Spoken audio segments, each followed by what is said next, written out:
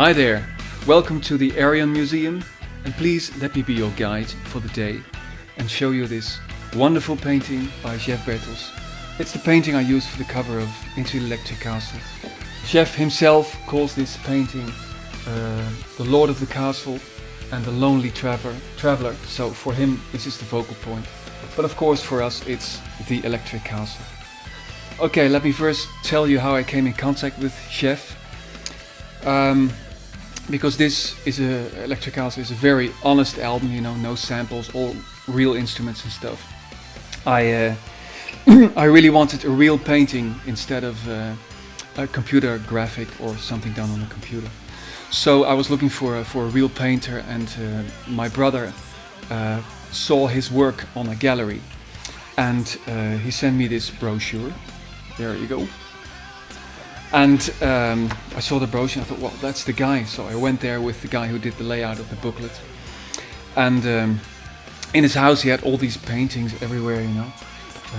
And I was going crazy. I was going, oh, this is so good. Oh, this is beautiful. This is amazing.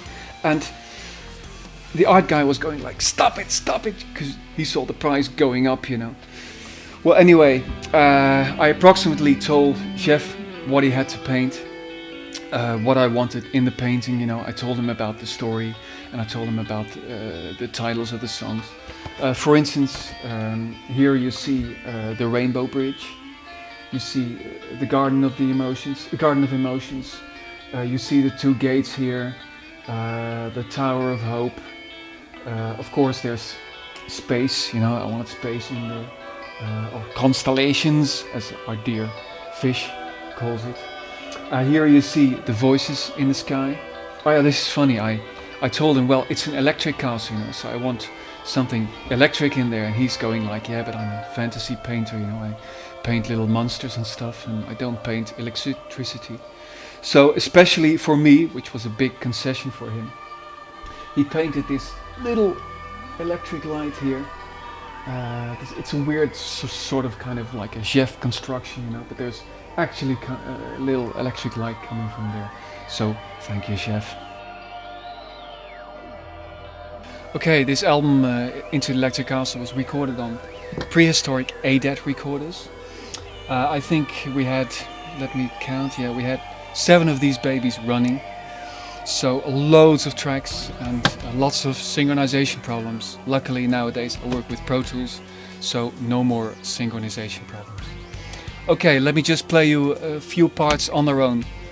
These are, for instance, the violins of Isis and Osiris.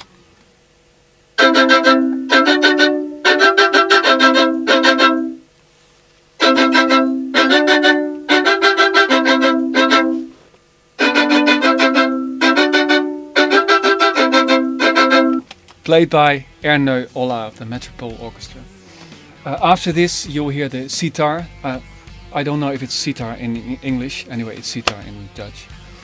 I still remember tuning this bastard was like really hard. The guy who played it was also really sick that day, and he was like, he had to lie down after 5 minutes. Oh, and then he was tuning the thing again, and then he lay down for 5 minutes, and after 5 minutes the thing was out of tune again. So tuning that thing is much harder than playing it. I think he spent about 2 hours tuning it, but eventually he got it right. So first you hear a little part violin, and after that we'll hear the sitar.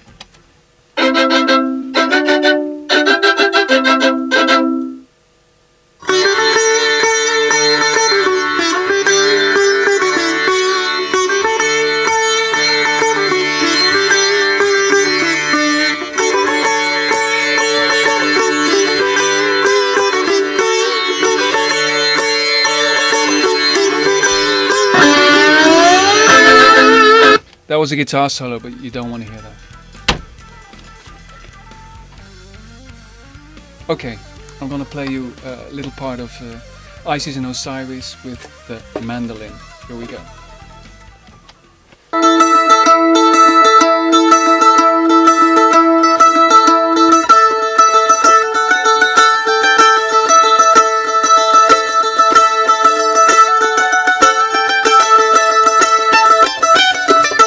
Whatever.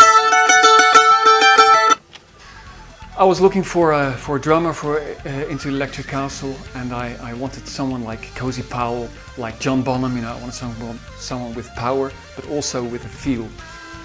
So I also wanted it to swing. So a lot of people told me you have to use Ed Warby, and I remember seeing Ed with Gorefest, which is a death metal band, and I was very impressed because he was like a machine, you know, but with a human feel.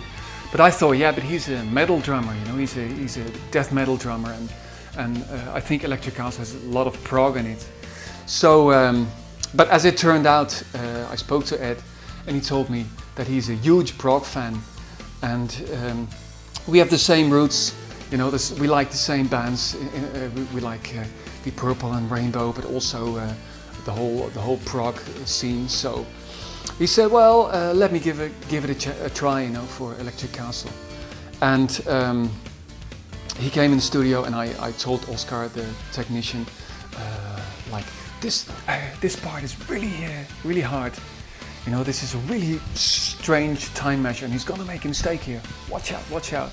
And I played it, and he had no problems with all the difficult time signatures. He had no problems at all with playing fast stuff, you know, playing double bass.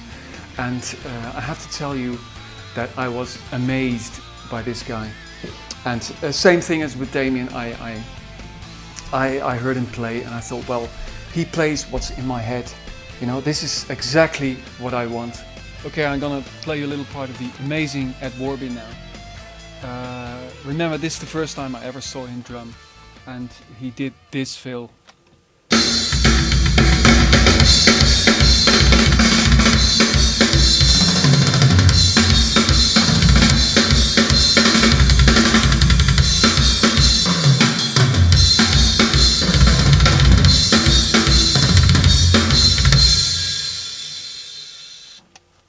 Okay, bye.